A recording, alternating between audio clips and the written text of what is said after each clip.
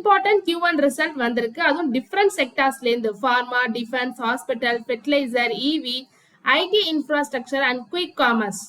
இது எல்லாத்தையும் இந்த வீடியோல சிம்பிளா பார்க்கலாம்.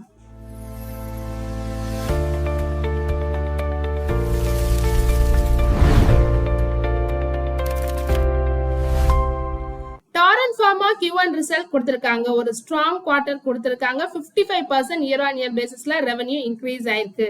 4921 crore. EBITDA 61% இன்க்ரீஸ் ஆயிருக்கு. EBITDA மார்ஜின் 38.8% இன்க்ரீஸ் ஆயிருக்கு. நெட் ப்ராஃபிட் 3.3% தான் இன்க்ரீஸ் ஆயிருக்கு. 566 crore. ஏன்னா ஹையர் எக்ஸ்பென்சஸ் தான் காரணம், அதனாலதான் ப்ராஃபிட் குறைஞ்சிருக்குன்னு சொல்லியிருக்காங்க. இந்தியாவில் உள்ள பிசினஸ்ல மட்டும் ரெவென்யூ 19% க்ரோ ஆயிருக்கு. ஸோ ஹையஸ்ட் எவர்னு சொல்லியிருக்காங்க.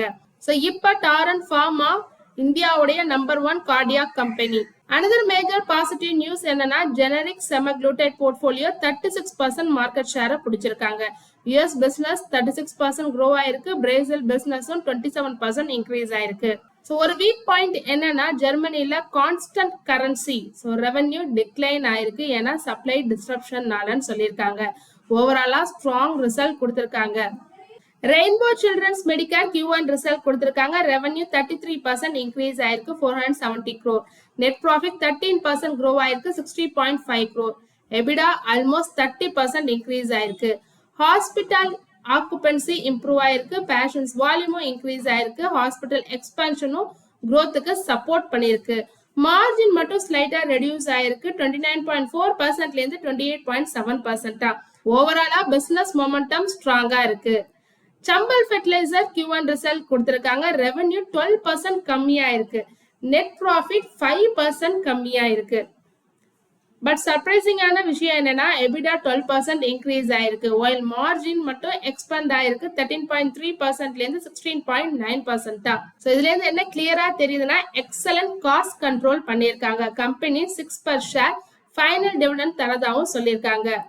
although சேல்ஸ் வீக்கா இருந்தாலும் ஆபரேஷனல் எஃபிஷியன்சி இம்ப்ரூவ் ஆயிருக்கு. ஸ்விக்கி Q1 ரிசல்ட் கொடுத்திருக்காங்க. ரெவென்யூ 37% இன்க்ரீஸ் ஆயிருக்கு. 6800 crore. பிக்கஸ்ட் பாசிட்டிவ் என்னன்னா நெட் லாஸ் ரெடியூஸ் பண்ணிருக்காங்க. 1197 crore இருந்து 791 crore கம்மி பண்ணிருக்காங்க. அதாவது 34% இம்ப்ரூவ் பண்ணிருக்காங்க.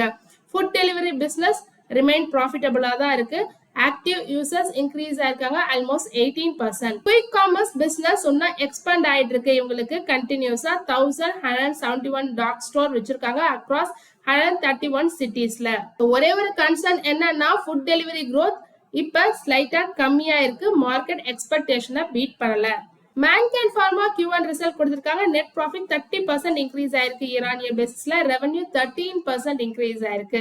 EBITDA 25% இன்க்ரீஸ் ஆயிருக்கு. மார்ஜினும் 26.2% இம்ப்ரூவ் ஆயிருக்கு. கிரானிக் பிசினஸ் இன்னும் எக்ஸ்ட்ரீமா பெர்ஃபார்ம் பண்ணிட்டு இருக்குன்னு சொல்லியிருக்காங்க. கார்டியாக் பிசினஸ் 19% க்ரோ ஆயிருக்கு. டயபெட்டிஸ் செக்மெண்ட் 13% இன்க்ரீஸ் ஆயிருக்கு. இன்டர்நேஷனல் பிசினஸும் 29% க்ரோ ஆயிருக்கிறதா சொல்லியிருக்காங்க. கன்சியூமர் ஹெல்த் கேர் 4% க்ரோ ஆயிருக்கு. ஸோ இப்போ கன்சியூமர் ஹெல்த் கேர் தான் வீக் ஏரியான்னு சொல்லியிருக்காங்க மேன்கைண்ட் ஃபார்மா.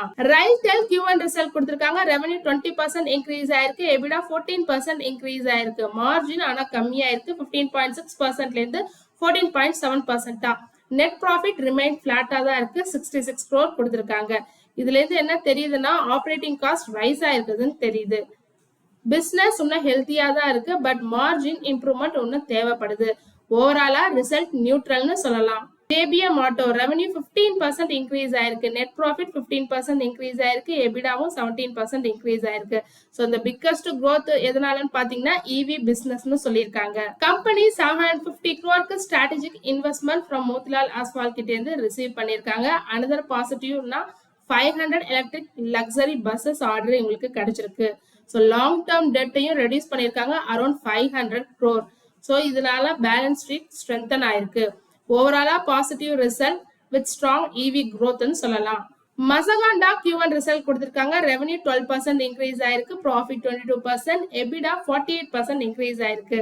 மார்ஜின் 11.5% இருந்து 15.2% இன்க்ரீஸ் ஆயிருக்கு. ஆர்டர் புக் ரிமைன்ஸ் ஹெல்த்தின்னு சொல்லியிருக்காங்க. 18,218 crore ஆர்டர் இருக்குன்னு சொல்லியிருக்காங்க.